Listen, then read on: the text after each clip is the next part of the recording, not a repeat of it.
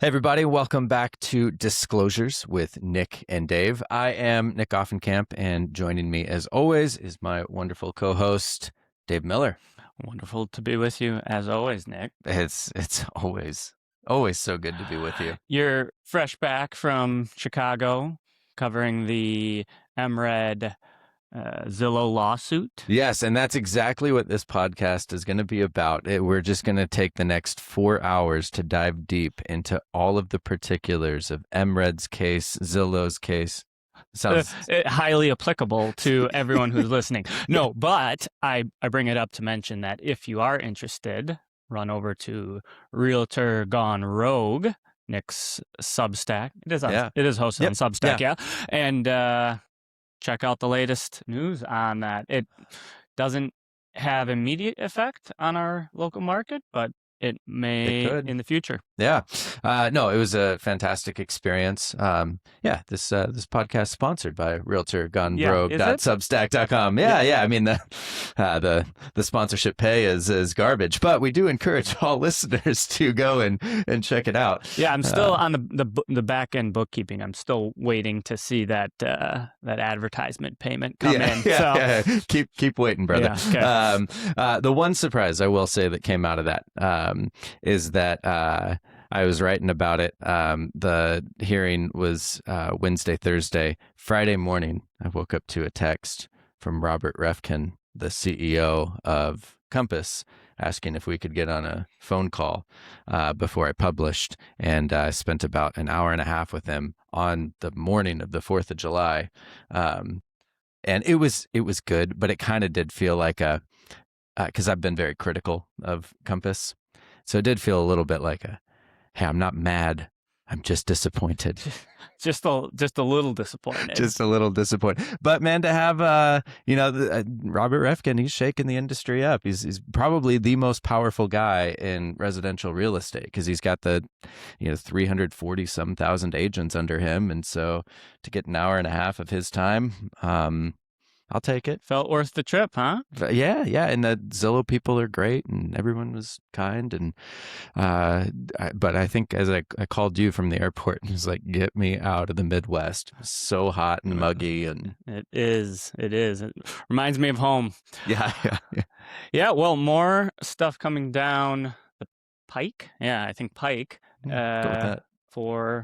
For that lawsuit and on Nick's Substack. But yeah. Super glad you're able to make it out there. And what are we talking about today? I was just going to ask you the same question. You took it right out of my mouth. Okay, so it was the 4th of July. Hopefully everyone had a great time. 4th of July, of course, ties into just like all things America and the American dream. And home ownership and the American dream have typically always been tied very closely together. So we thought it'd be interesting this episode to really dive into the state of home ownership as part of the American dream, and really asking the question, like, is home ownership still the dream? And there's a number of things that are connected to this. One, there's just some studies and data that just shows what's changed in the demographics for home ownership, who's buying homes, what's the age of first-time home buyers. There's also the rent versus buy question, which feels as relevant as ever before. And then when we talk about the dream of home ownership, we also start to talk about people's dream homes. And I think that the way a dream home has been defined is also changing. So we want to hit on those and the related questions to them with the goal of helping you think through, is home ownership still the dream for me? And if you own a home, like, okay, what does the next home look like? How has the dream for your dream home perhaps shifted? Anything you'd add there?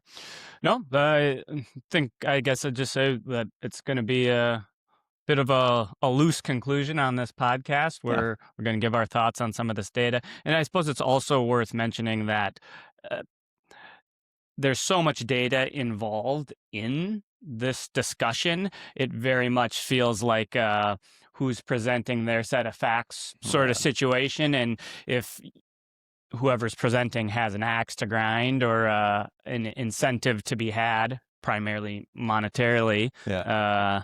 The data gets presented in different ways. So Yeah, I mean, you say soft conclusion, but we are realtors. So, of course, the conclusion is no matter who you are, no matter what stage of life you are in, you should have the dream of buying a home, right? That's the. Is that what we agreed on? No, I guess. See, I guess I was planning on coming on here to tell them forget about it. Oh, okay, yeah, good. This is a partnership made in heaven. I love it. Well, speaking of the data, and for anybody who didn't catch that was a joke, yeah, we are going to have a fair-minded approach to all of this. The soft conclusion Dave is talking about is just that, yeah, there is no one-size-fits-all answer. But let's start with the data and just, all right, what has changed in just the demographics of first-time home buying and who's buying homes? Yeah. So some of the studies we're looking at is bringing primarily NAR data. So that's National Association of Realtors. So the national, all the local agents and all the local MLSs, they get all their data together and they produce year-end reports. And so that's what a lot of the conclusions in this data set are drawn out of. And once again, to already start the hedging or the prefacing, you could say, different industries like the mortgage broker MBA, association. Mortgage Broker Association. They have some qualms with NAR's data, but NAR, out of the 2025 data set, so as recent as could be, has claimed that the average age of the first-time home buyer has gone up to 40 years of age, which supposedly was up from, historically speaking, closer to late 20s, early 30s. Yeah. And it was like, I remember when that headline came out around February, and it was just like this eye-popping, like 40 years old is the average age for a first-time home buyer. That just seemed so crazy. And I remember there was a ton of people that jumped on it as like, this is a crisis. What is happening to the American dream? You've alluded to the fact that the Mortgage Brokers Association, they've got some different numbers. Yeah, they're claiming that, and you're going to have to remind me of the conclusion, that how they drew the conclusion, but their claim is that it's much closer to 32 or 33 is the age of the average first-time home buyer. And they said it was based off of a difference of how NAR was calculating the data, correct? Yeah, well, with the MBA, of course, the mortgage brokers, like they're only looking at loan applications and actual mortgages that have been issued. And NAR's data set is larger because they're looking at cash buyers and all sales. Again, most first-time buyers probably getting a mortgage. But one of the things that I thought was interesting between both of those studies is that the first-time home buyer, they're getting on average a gift, usually from a family member, of about $32,000 to help them with their first home purchase. And both studies, I think, agree that the income that's needed to buy a median home has never been higher. So, like, to buy a median home nationally, you need to be making household income about $141,000, which most people hear that and it's like, especially I think if you're in your late 20s, early 30s, where you haven't hit peak earning years, you're like, yeah, that feels a long ways off. Yeah, definitely. I think, yeah. So the question then is, what is, or the logical conclusion is, what is the other alternative, which is renting? So NAR says the average income needed to own the median home is $141,000 a year.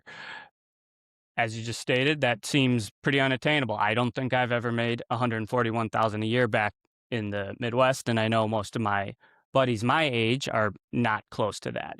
That would be, making over 100 would be considered a pretty high earner. Yeah. Back in the Twin Cities. Out here, do we actually know what the median income in Clark County is? Man, that's a great question. I think median income is still around like 76, 77,000 a year. I, somebody's going to fact check me on that. But I know for like dual income families, it's usually closer to 130, 140. It gets closer to Sure. that median number. Yeah. So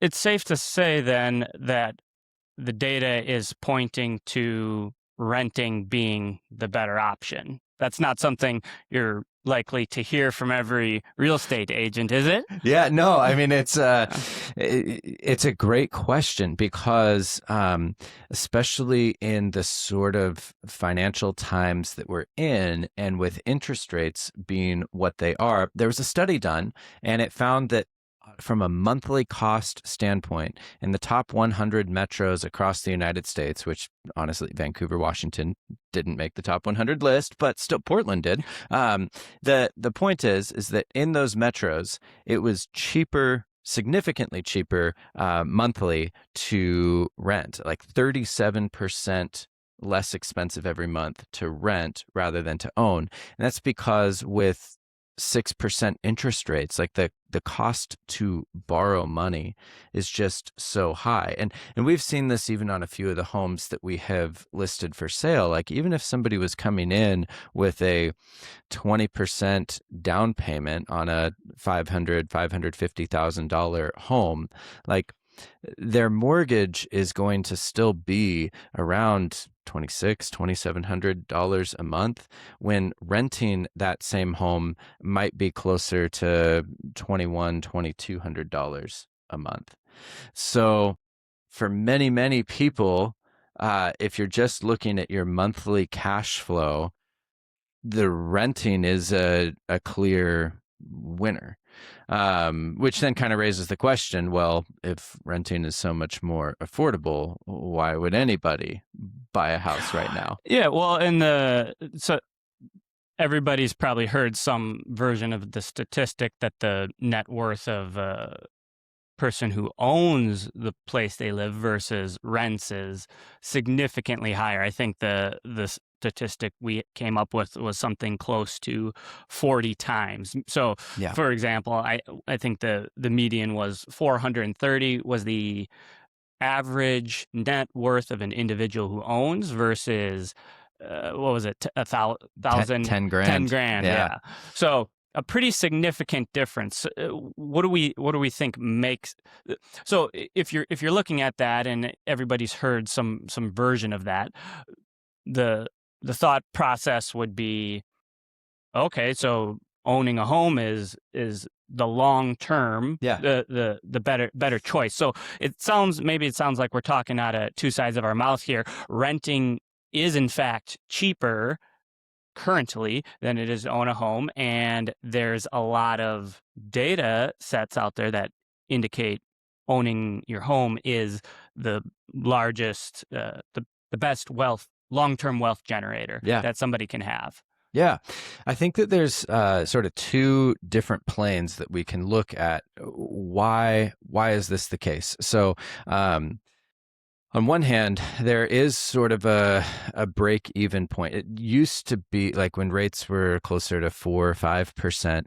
It used to be that if you were in a home for about 5 years, 5 to 7 years, that was kind of your break-even point where after that 5 to 7 year period, you've with sort of natural, like conservative market appreciation, as well as with the way that mortgages amortize, so that you're starting to pay more of your principal rather than just interest in that 5 to 7 year period. That's when it starts to be you're generating wealth quicker by buying rather than renting. Well, unfortunately, higher rates have pushed that time horizon. So now it's like you really need to own your home for closer to 10 years at a 6% interest rate. And that 10-year period is about the break even. And I think we'll flag this to come back to, but there's a question mark like, how many people are staying in their home for 10 plus years these days? So that's one factor, is that you got to be in your house longer. The second factor is a house is kind of like owning a home is sort of a forced savings account for a lot of people, because in theory, it's like, well, I could buy a home for $2,700 a month, or I could rent almost an identical home for $2,100 a month. And somebody who's really financially savvy, they might take that extra $500-$600 difference and be investing that. And if you were to be that disciplined and take the money that you're saving and you're renting and invest that in, whether it's a 401k or ETFs or something like that, you'd probably see similar wealth generation to that homeowner. Like you wouldn't 10 years later have just 10 grand invested. Like you'd probably be in the multiple hundreds of thousands. Most people just aren't that disciplined, though. Right. Yeah. So to maybe say it more succinctly, Please. the Always more succinctly. I'll try. We'll see. The hypothetically, if you invested the difference saved from having lower rent than the cost to own, and you invested it in what's considered you could guaranteed is a bit of a misnomer, but it's the average return of the stock market over a long period of time. 8% or whatever it is. Yeah, between high sevens into the 8% is what's considered the annual return. So people who are investment gurus calculate all these exact numbers, and they find out that in most cases, renting is actually, from an exact numbers perspective, more profitable long term than purchasing a home to buy. And that doesn't end up changing until maybe 10 years. Is that what we're saying? So then what are the actual reasons you would purchase a house? Yeah. That's a fantastic, and this is where we start to get into, like, it kind of comes down to each individual, but it transitions us into this question of, like, well, what is the dream home? Because yes, there are the financial aspects to home ownership, and over a long time horizon, it can be a fantastic investment. But I think that most people who are buying a home, they don't think of it primarily as an investment vehicle. They think of it as something that's essential to their lifestyle. And there's certainly, maybe it's a bit romantic, but like the idea of owning the dirt that you live on. I think that that's something that ties into our American heritage, especially out here in the West, being settled by all those pioneers years and years ago.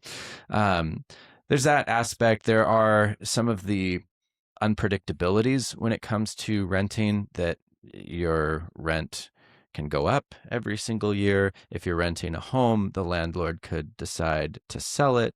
You're much more limited on what you can actually do to the home with, even my wife, big time gardener. And I know that if we were renting a home, she would always kind of feel like, well, how much do I really want to invest in gardening and setting up irrigation and beds on a place that, like, we could be forced out of in a year's time. So there are a lot of the, like, lifestyle, emotional kind of elements where it's just like, I just want to own a home.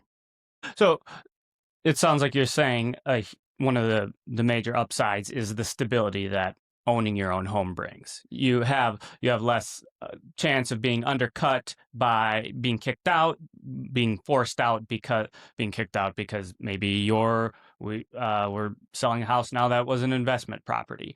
It didn't make sense for the owner anymore, and so they said, well, okay, we're going. And fortunately, he had a good relationship with his tenants, and so there was no hard feelings. But sometimes those can be really difficult situations if you've been renting from the same landlord for many years, and then they decide they've had enough of real estate investment, and then you got to go find somewhere else.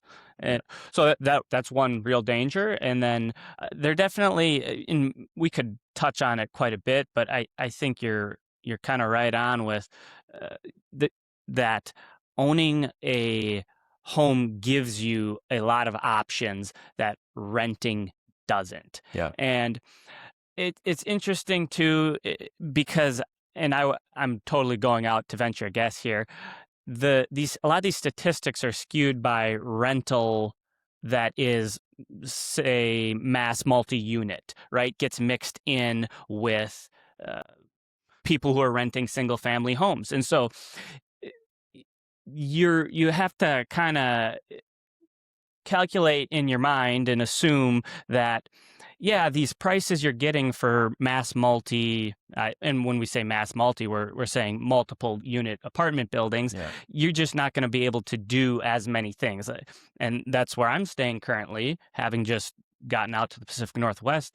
Where we can't own a kayak, or we can't own a boat. Right.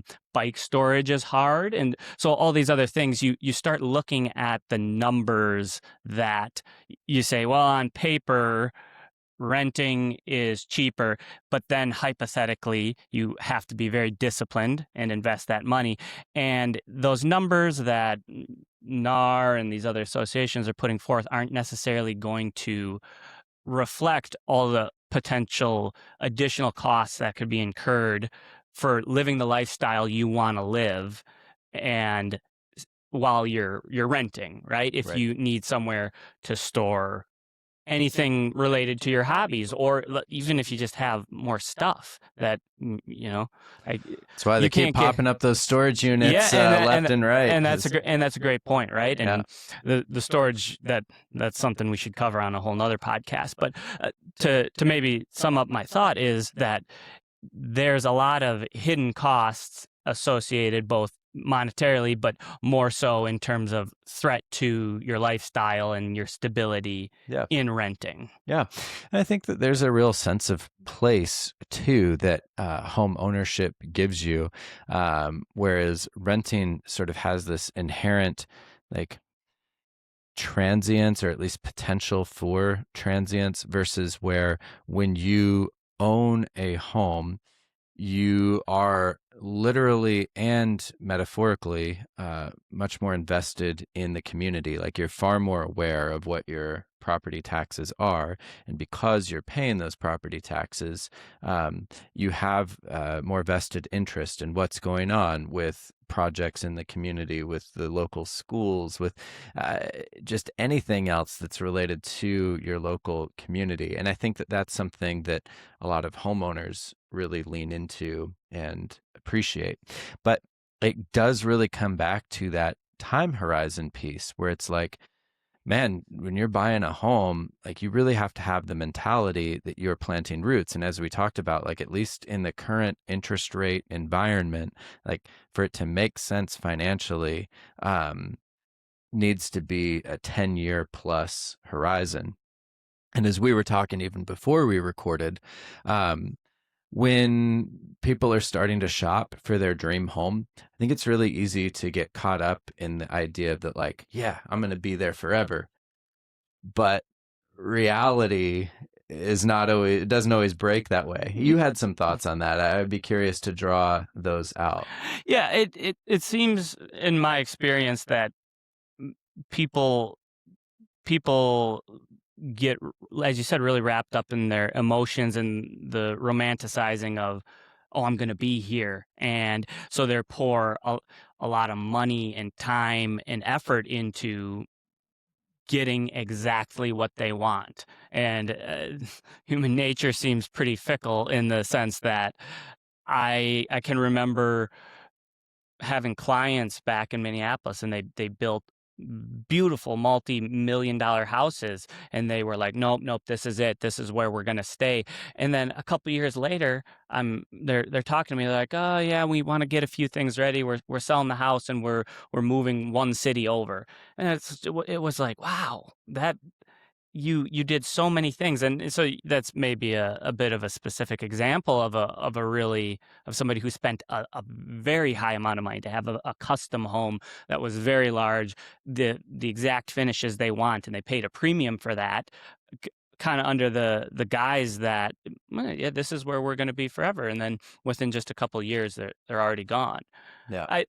I think maybe to draw the harder line that it sounds like we're pulling at is, and I'd say even more so out here with some of the excise tax and the cost to buy and sell a house.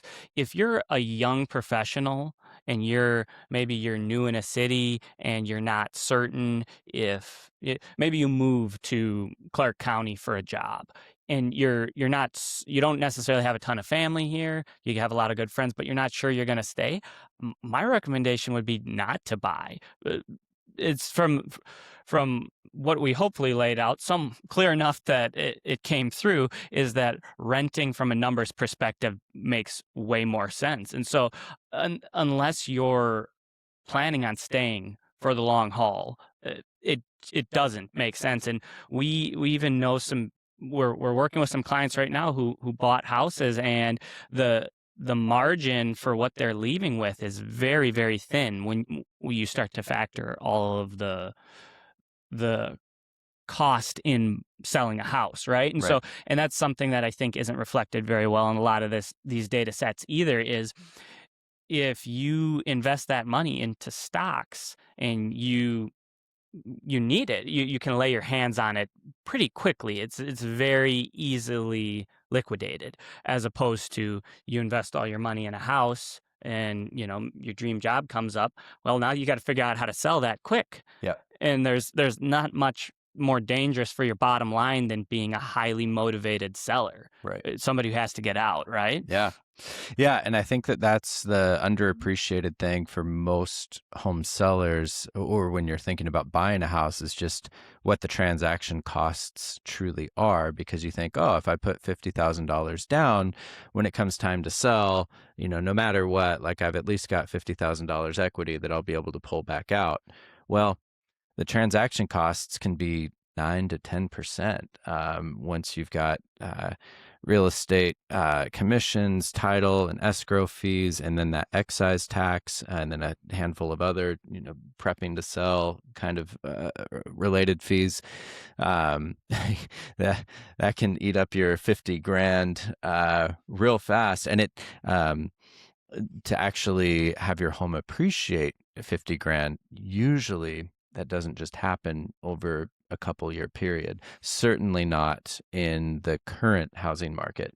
And I think that maybe that's what skewed things for some people too, is that they bought their first house in 2018, 2019, and they saw this like historical outlier where home appreciation just went through the roof over the 4 or 5 year period from 2019 to 2023. And they're like, I did so well, let's do it again. And it's like, well, yeah, no, and that was what I was going to touch on, and it goes back to sort of the fickle nature of where you can only draw on your own experience, right? And so if you got into the housing market, say post 2015, when rates were headed to their all-time low in the sub threes, yeah, maybe not all time, I might get fact checked on that. Maybe in the 50s, I think they were close to 1950s. They were close to 4%. But in general, I think there is 6% is not for an interest rate is not an outlier. yeah, And so I think there's a surprise that people have if they came from, if their first data point was 3% right, is a mortgage interest rate, and now 6% feels like this unbelievable crushing burden.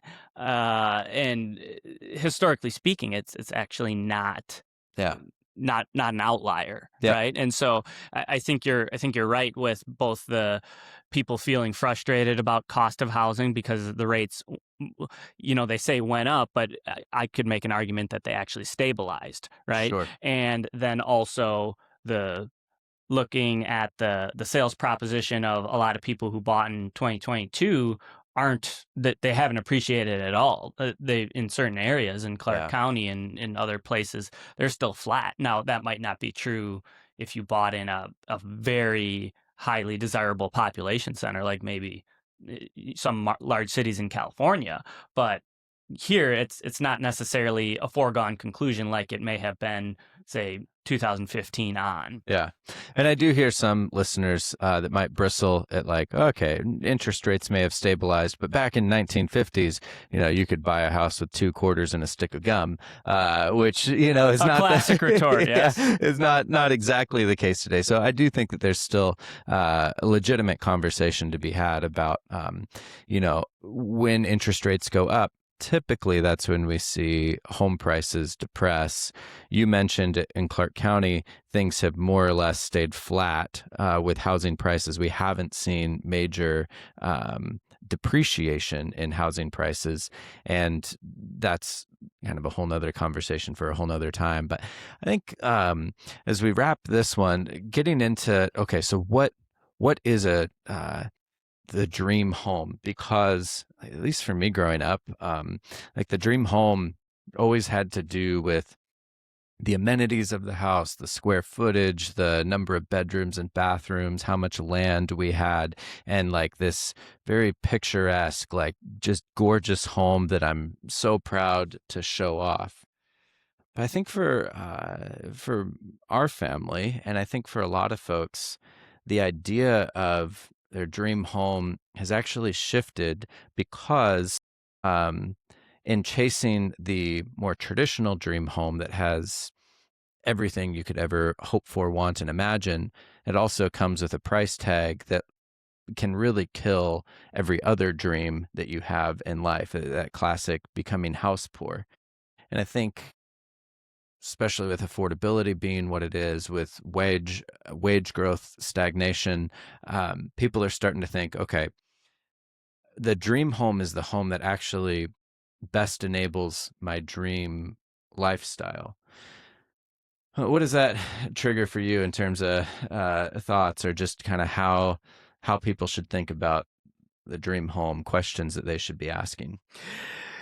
Yeah, I think the back to my mind went to the renting for just a second of how many more options of things you can have or do if you own your own home.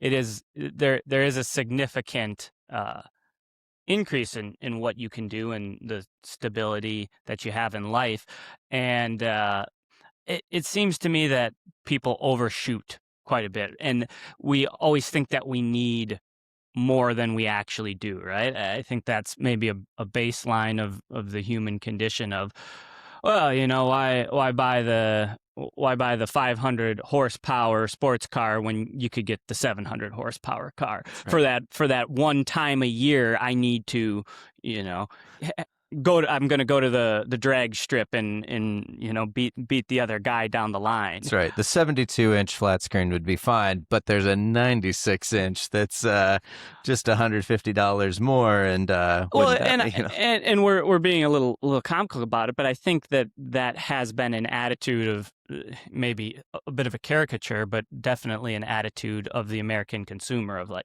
Yeah. hey, let's just get as much as we can for as cheap as possible. And I think you're right that it it feels in general that the cultural air has started to shift towards, yeah, well, do we really need a 4,000 square foot house if we're only planning on having 2 kids? And there's lots of studies of how people use their house, and especially it's a very interesting, maybe not immediately applicable study, but research into mega mansions and people who are very well off buying houses. And I'll just pick a number here because I'm not sure exactly how the article classified it, but we'll just say 6,000 square feet. I don't know how many people listening have walked a 6,000 square foot house, but it is something. It is, in fact, impressive, right? Yeah. And you can wow all your friends, but the reality is a lot of these people live on one floor of a 3-floor house because one floor of a 6,000 square foot house may only be 2,000 square feet. And that's really what a lot of the studies show is a comfortable amount of space for the average sized American family to live. Yeah. And so uh, the conclusion I've drawn, and when I was building my own house back in Minneapolis, was we don't this doesn't need to be huge. It almost, in a lot of ways, in this is actually a personal interest of mine, is designing a better home that larger doesn't necessarily mean better Yeah. in terms of how the home lives and what it gives to you. And I think I'm of the opinion that people would be a lot happier if they got something of better quality that there was maybe less of it. Yep. So when you're thinking about square footage, and which is usually a direct tie to price, my general push would be to say, yeah, don't buy right at the top end uh, of your budget. Buy something a little bit smaller that you really love, that fits your exact needs, and look for the quality over the quantity. I think that's something that is a bit of a personal ethos, but I think that also plays pretty well with what Tartan's ethos is of, we're not here to push you into buying the most expensive house. We would much rather see you get, and most expensive, the foregone conclusion there is that larger is going to be more Yeah. expensive in almost every case. Yeah. And so, yeah, that was a bit rambling, but this is to sum it up, I'd say buy what is really important, not more. I think that's right. Like, I think that one of the wonderful things about being alive in 2026 and some of the ways that our cultural moment is going is really thinking more critically about what uh, what makes you happy as opposed to what society deems as success or having made it. And um, another point just on the 4,000 square foot house, like if you could be just as happy in 2,500 square feet, like it's not just the upfront costs, it's all of the other cost. Like you just think, one, if your flooring wears out, or two, you want to change your flooring, like the cost to do that in a 2,500 square foot home versus a 4,000 square foot home, the cost of painting your walls, the cost not just monetarily but time wise when it comes to landscaping and how you want to spend your weekends, or what kind of staff you're going to have to hire. All of those are factors that really need to be carefully considered when defining what your dream home is. And first, I go back to the thought on, for somebody who wants to own a home, but it's like, okay, I like this community, but I might have a job change in the next 3 or 4 years. I'd like to get on the housing ladder. Does it make sense for me to buy? Like, maybe the dream home is actually a home that you could live in for a couple of years, and then it becomes a phenomenal rental for you to rent out. Of course, we look at all the numbers on that to see if it actually could cash flow and kind of do some projections on um, appreciation and whatnot. But there's just so many different angles to look at. Okay, does buying a home even make sense? And if it does, like, what is actually the best home? Not just the best home that you could dream of or imagine, but like truly the best home that supports your holistic lifestyle of what it is that you want to do on a day-to-day basis, and long term, like what it is that you want to accomplish in life. How do we get you a home that helps you establish that? And whether that means renting for another 5 years or whether it means looking for a home today, like those are the conversations that we absolutely love having. Yeah, I think that that's good. Seems to me that there's not seems, it is the fact that, and as we talk about a lot on the podcast, it is the case that when your paycheck is tied to providing a service, that needing to close the sale of a house, it's hard for agents to say that, to say buy the smaller house, or don't buy if now's not the right time, or hey, unless you are 100% certain you want to do this, it probably makes more sense for you to rent. Those are hard conversations to have when they work against your own bottom line, right? Yeah. And I I do think that we're in an interesting time where people in our generation and the generation coming up behind us are starting to reject sort of the stereotypical American consumerist idea of just have more, Yeah. just buy more, make it a show, make it about, hey, look at what I got, look at and what and how that makes you feel, as opposed to, and I don't know, maybe you touch on just a second of like the regret that you've seen in some people who have bought. Uh, Yeah. Well, I mean, there was the whole frenzy, right? Like 21, 22, when interest rates were super low. And it was so competitive to buy a home that many people were just like, I just need to get something. And so they either bought a home that was way too big, or they bought a home that was way too small, or they bought a home that was not in the right neighborhood. And then as interest rates went way up, they've had this lock-in effect where it's like, okay, this house does not serve my lifestyle, but like I'm stuck now because I don't have enough equity to sell. And then as soon as I try to buy something else because of interest rate, like my monthly mortgage is going to be twice as high. And so they've sort of bought into this panic and frenzy. And to your point of that, like they thought that they might be somewhere forever. And because it was frenzied and panicked, because they didn't ask some of these hard questions, now they just feel stuck in a place that like they they hate coming home to, or that just feels hard and is creating unnecessary stressors for them.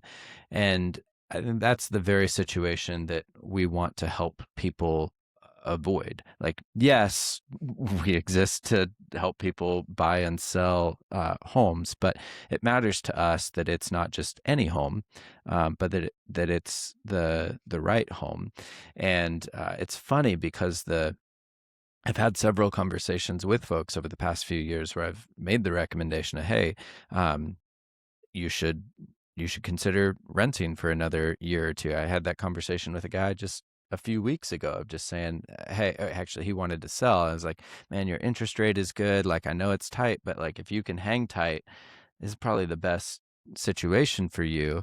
And what's funny is almost every time I have that conversation, uh, folks will come back and be like, yeah, I thought about what you said, and actually, I still want to move forward with this yeah. plan. And at that point, it's like, hey, like now that I know you've carefully considered it, let's go. Like whatever it is that you want to do. So we're not here to like tell you what to do by any means, but we're here to make sure that no assumption goes untested. Because far be it from us for in a couple of years you to ever come back and be like, freaking Dave. Yeah, sure wish I had bought before the prices went up even more, right?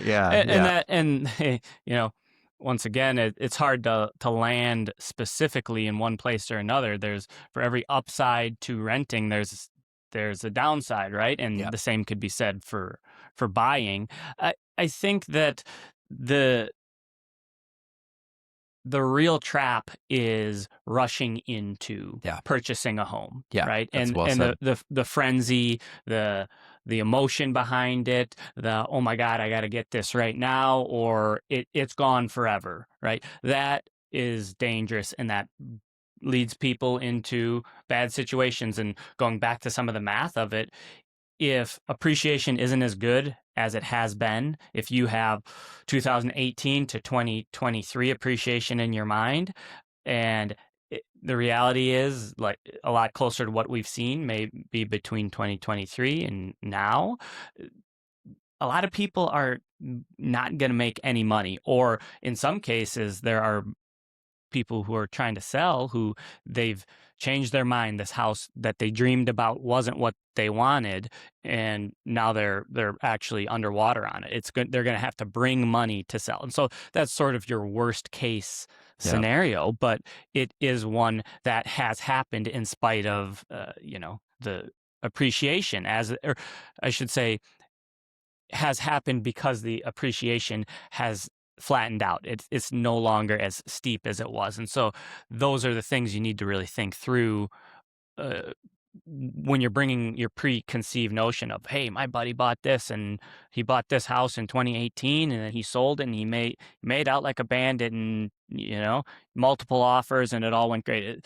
There is inherent financial risk in buying a house if you end up needing to sell it right away again within 5 or 6 years. And so I think if I could land it with my personal conclusion is don't rush into buying a house. Yep. And be certain that you want to stay both in the larger context, sort of the state or geographical region, but also the more specific context of what city you're in. And something of, even if you are maybe 30 minutes away from where your life is every day, that we have sellers who that made the decision for them, and it drove them to want to sell their house and get to a place that's closer to where they are. Gas isn't free, and neither is your time, right? So don't rush in.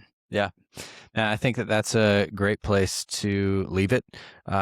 Listeners, if you do have questions or things that we haven't considered or thoughts that you want to contribute, leave those in the comments. Of course, you can always have a conversation with us as well, just by going to thetartanteam.com/book. We'd love to chat with you about your unique situation, talk through any of these questions, help you determine what the best next steps are. Please do subscribe to the show. Share this with somebody who you think is thinking through buying a home, and look forward to catching you in the next one. So